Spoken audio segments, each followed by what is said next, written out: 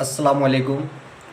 My YouTube channel let's success with Shahid Khan sir में आप सभी का वेलकम है।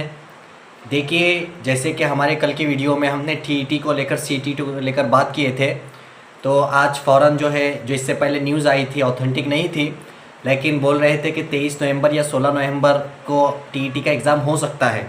लेकिन अचानक जो है आज एक नोटिफिकेशन आउट हुआ है जो कि टीईटी का एमएससी पुणे की तरफ से, कि टीईटी का जो एग्ज़ाम है वो 23 नवंबर को कंडक्ट किया जा रहा है। अब देखिए, सबसे पहले तो जो फॉर्म भरने की डेट है वो 2 दिन बाद स्टार्ट हो जाएंगी, मतलब 15 सितंबर से तो 3 अक्टूबर तक, 15 सितंबर से तो 3 अक्टूबर तक ये फॉर्म भरने की जो है डेट दी गई है। इसके दरमियान आप फॉर्म फिलअप कर सकते हैं, अपना जो भी आपके जो डॉक्यूमेंट्स वगैरह है सब रेडी रखें फॉर्म भरने के लिए। फिर उसी के साथ साथ जो है एक चीज़ है कि ईडब्ल्यूएस जो है उसमें, अब ईडब्ल्यूएस आपके पास होना चाहिए जब आप फॉर्म फिलअप कर रहे हैं उस डेट का। ऐसा नहीं कि आपने फॉर्म फिलअप कर दिए, यस कर दिए और बाद में डेट आउट ऑफ डेट आप उसको सर्टिफिकेट बना रहे हैं। तो हो सके तो उसी की फील्ड में लग जाए कि ईडब्ल्यूएस सर्टिफिकेट कैसे बनता है, कहाँ बनता है, जो कि इकोनॉमिकली वीकर सेक्शन, ये ईडब्ल्यूएस सर्टिफिकेट है। अगर आपकी फैमिली या फिर जिसे कहो 8 लाख की जो इनकम है, 8 लाख के नीचे, उन सभी का जो है ये ईडब्ल्यूएस सर्टिफिकेट बनता है। और देखिए, ईडब्ल्यूएस सर्टिफिकेट का एक बेनिफिट ये होता है कि अगर आप 90 मार्क्स नहीं ले रहे हैं ओपन के, तो अगर 82 83 भी ले रहे हैं तो आप उसमें इजीली क्वालिफाइड हो सकते हैं। अब उसी के साथ साथ जो उसकी जो डेडलाइन है वो 15 सितंबर से तो 3 अक्टूबर तक है, और जो उसके हॉल टिकट इशू होने की डेट बताई गई है उसमें जो परिपत्रक में, वो है 10 नवंबर से तो 23 नवंबर तक, जो कि एग्ज़ाम का दिन है 23 नवंबर।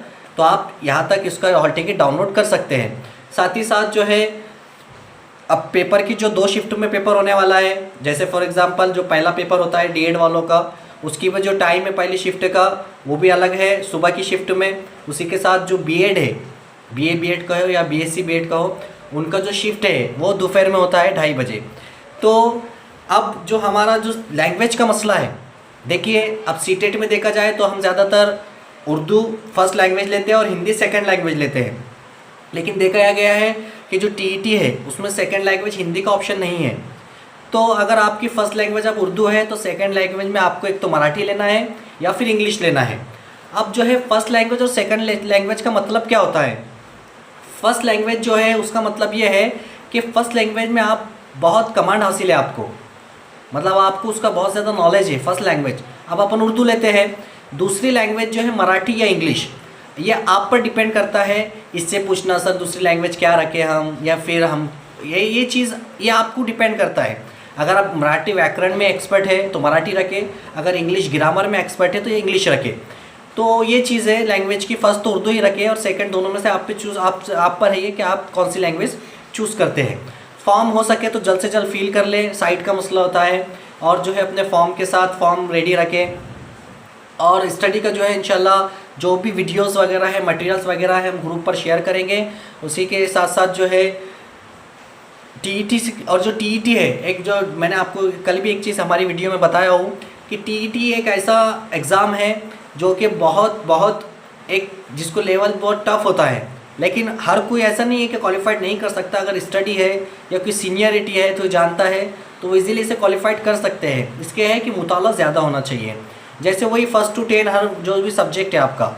एक बात चीज़ है कि आपका अगर बीए बीएड है, देखिए पेपर फर्स्ट भी भरते हैं सेकंड भी भरते हैं, जो कि पहले तो होता था, लेकिन इस बार से जो है 22 की भर्ती से एक ऑप्शन हुआ है कि जो बीए बीएड है या बीएससी बीएड है उनको पेपर फर्स्ट नहीं है, और ना ही वो डीएड की पोस्ट पर लग सकते हैं। तो इसके लिए फर्स्ट पेपर के चक्कर में ना पड़े, सेकंड पेपर ही दे और ज़्यादा से ज़्यादा उसी पर फोकस करें, सेकंड पेपर पर। और जो डीएड वाले हैं, और अगर आपका डीएड के साथ साथ बीए बीएससी ऑप्शन है जैसा ग्रेजुएशन, तो आप दोनों पेपर दे सकते हैं क्योंकि आप दोनों के लिए एलिजिबल है। लेकिन जिनका बीएड हुआ है, बीएससी बीएड या बीए बीएड, वो सिर्फ सेकंड पेपर के लिए एलिजिबल है। अब बीए बीएड है आपका तो सोशल साइंस आएगा, और अगर बीएससी बीएड है तो मैथ साइंस आएगा ऑप्शन में, या फिर अदर कोई लैंग्वेज है तो आप दोनों सब्जेक्ट में से कोई चूज़ कर सकते हैं। इसी के साथ साथ अब बात आई है कि सोशल साइंस की जो स्टडी है, सोशल साइंस की बात कर रहा हूँ, ज्योग्राफी हिस्ट्री जितना भी है इन सब की स्टडी करना है आपको सोशल साइंस में। अब उसमें आता इन्वायरमेंट भी आता है, माहौल, माहौलियात, ये सब की स्टडी है। जो साइकोलॉजी है जिसमें पेडागोजी के क्वेश्चन होते हैं, साइकोलॉजी उर्दू में भी होती है और दूसरे अदर सब्जेक्ट में भी होती है। बच्चे से जो रिलेटेड है, चाइल्ड से रिलेटेड क्वेश्चंस होते हैं एज अ टीचर्स, आप क्या करेंगे, ये क्वेश्चन है। तो ये सब चीज़ें हैं। सबसे पहले फॉर्म फिलअप कीजिए और अपनी तैयारी में लगिए।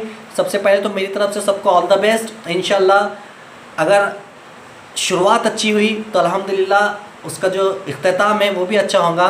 हमारी सबकी दुआएं आपके साथ। अल्लाह रब्बुल इज़्ज़त हमारी मेहनतों को कामयाब करे और इसी तरह हमारे जो है चैनल से जुड़े रहे, ज़्यादा से ज़्यादा सब्सक्राइब करें ताकि दूसरों को भी ये न्यूज़ पहुंच सके। दुआओं में याद रखें। अल्लाह हाफिज़। अस्सलाम वालेकुम।